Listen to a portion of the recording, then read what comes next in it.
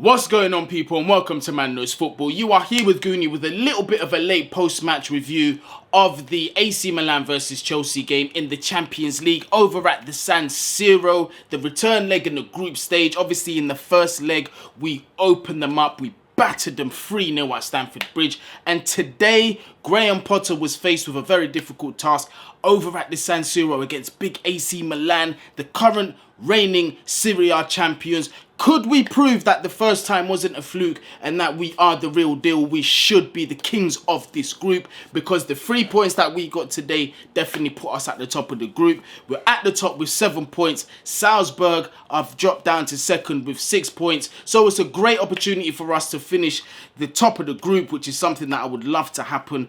Guarantee us, or perhaps maybe in this day and age, there's no guarantee finishing first is going to give you the more favourable draws, because anyone can beat anyone in today's football. But it's still a positive sign going into the next round of fixtures in the correct way as the dominant team in your group. That's always a good thing, so I advocate for that.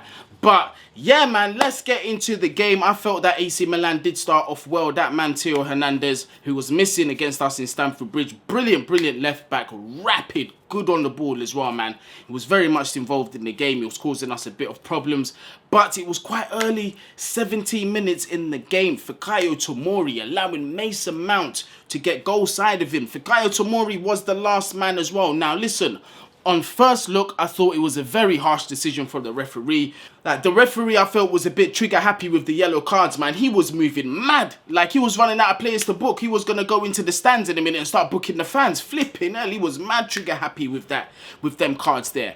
But listen, I thought it was a bit harsh when I first looked at it, but on second look, he actually found him twice. The first one, when Mase just got into the box, had his hand up to try and pull him back, deliberately went to foul the man and not play the ball. Second time, he repeated it again, gave the referee a decision to make, and he was spot on. And there is no double jeopardy rule in the Champions League. If you don't know what that is, in the Premier League, if a defender gives away a penalty, they won't usually give you a red card and a penalty. They'll either give, well, they usually just give the penalty and the player will get a yellow card. So that's what the double jeopardy rule is. That is not in effect in the Champions League. So the ref did send off Fikayo Tomori, who was talking the most smack before the game, talking about, oh, this return leg, you're going to see the real us and this, that and the other. Well, went a bit left for you, didn't it, bruv? But listen, man, no, I'm not going to go in on Fikayo. Obviously, he is one of the academy products. Could have stayed in England, was definitely good enough to stay in England, but decided to go over to AC Milan. The calling of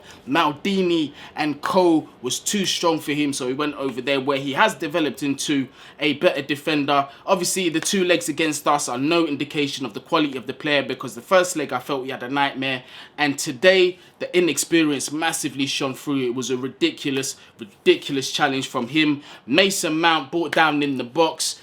Jorginho steps up to take that penalty, and obviously in the San Siro, as cool as ice, puts it away. And the celebration from Jorginho was emphatic. You know that came from the back in the day, the flashbacks of the Napoli times over in Serie A when they faced AC Milan. So Jorginho was happy with that goal. But by then, if I'm being honest with you, AC Milan down to 10 men after 17 minutes. The game's pretty much done. In the form that we're in and the football that we're playing, absolutely beautiful stuff, man. Graham Potter ball is definitely starting to shine through.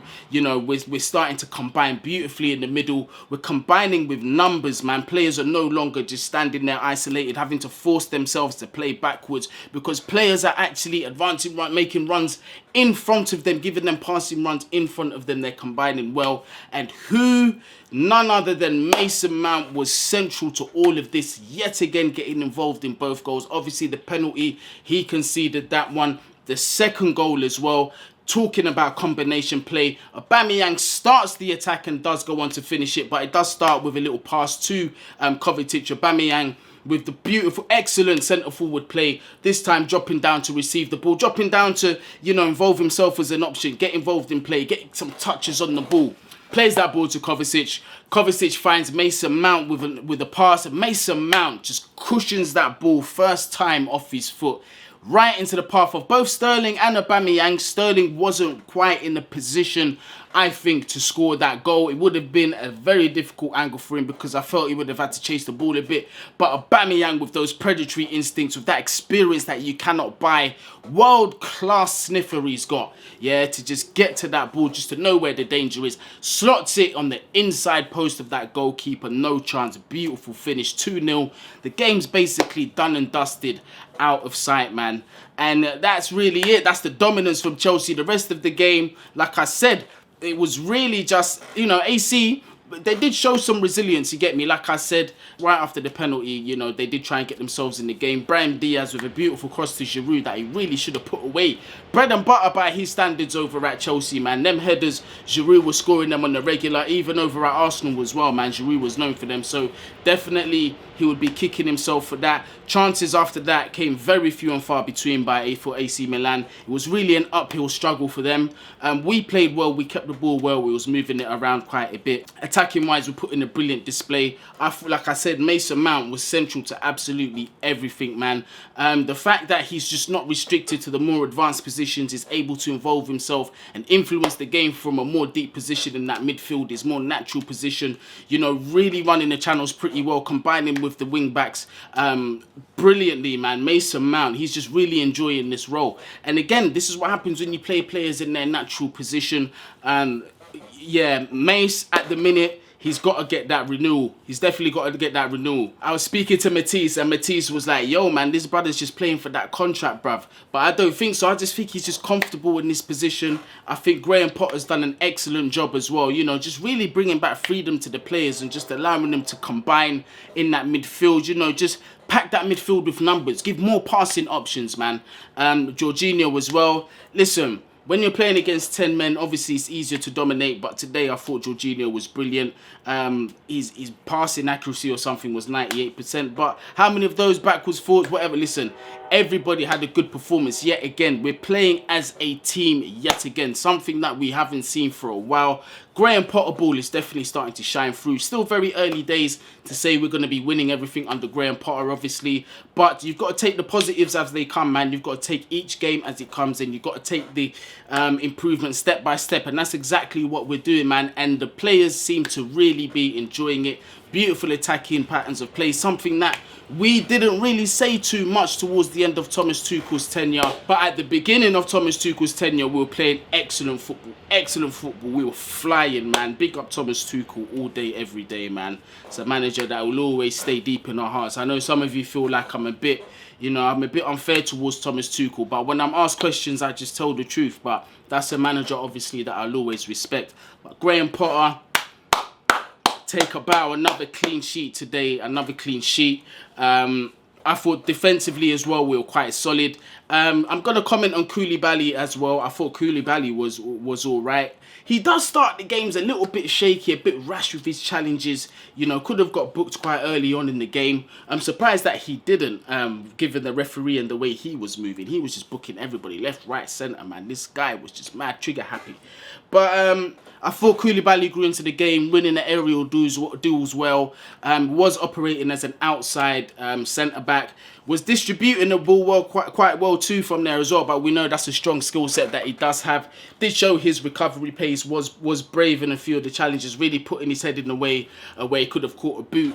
But that's just A1 defending, man. Again, Serie A experience, playing against a team like AC Milan, you know, all those years at Napoli. So this game definitely meant something to him. He knew what it meant. He's got the experience of playing in the San Siro. I thought Reece James as well. I thought he was brilliant at first. Obviously, when it was 11v11, Rafael Leao was trying to get forward a bit more, had that license. I thought Reece James dealt with him any time that he was going through that way. I thought he done all right against him. Obviously, we're a little bit concerned about the foul. But the positive side that I'm going to take from it is Reece actually tried to continue, but then he had to sit down and say, you know what, I can't even continue. So, like I said, hopefully it's sooner rather than later, man. We can't lose Reece James, our best player in this team, man. Absolutely top quality, elite. wing back slash fullback, whatever you want to call him. He is that guy at the minute, Reece James. But people, let me know what you think, man. I'm going to make this one quick before I start melting under these lights. New York has gone back to hot temperatures yet again. So as you know, I sweat like this. So I'm trying to get this done real quick. But people, let me know what you think about the performance. Do you feel that Fikayo Tomori challenge was a red card? That definitely did change things in the game. Do you feel we'll top the group? How are you feeling watching this pot of ball, the form of certain players as well, man? Let me know down there in the comments. But people, wherever you are, whatever you're doing, as always, make sure you do stay safe. Peace out.